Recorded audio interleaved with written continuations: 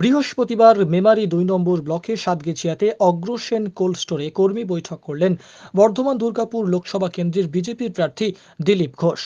এরপর মধ্যাহ্ন ভোজন সেরে বোহার এলাকায় রামনবমী উপলক্ষে একটি বর্ণাঢ্য শোভাযাত্রাতে অংশ নিলেন তিনি।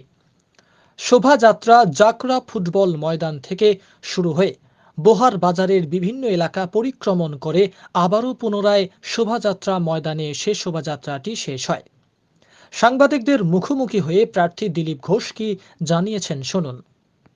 মিঠুন চক্রবর্তী একজন বড় গদ্দার ছেলেকে বাঁচাতে বিজেপি জয়েন করেছে, কি বলবো? যখন মিঠুন চক্রবর্তীকে নিয়ে সভা করে পার্টিকে জিতিয়েছিলেন তখন মনে হয়নি গদ্দারিটা উনি শিখিয়েছেন, কংগ্রেসের সব সুবিধা নিয়ে ছেড়ে চলে এসেছেন, বাকিরা করলে গদ্দার হয়ে গেল। অন্যকে অপমান করার অধিকার কেউ দেয়নি না।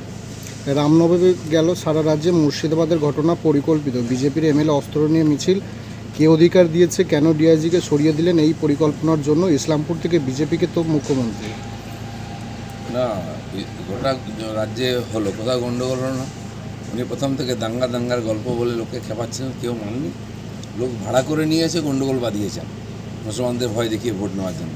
আর মুসলমানরা পশ্চিমবাংলায় দাবিদারি করবে না, ওই বোম বন্দুকের রাজনীতি ওরা করবে না, ওরাও মেন স্ট্রিমে আসতে চায়।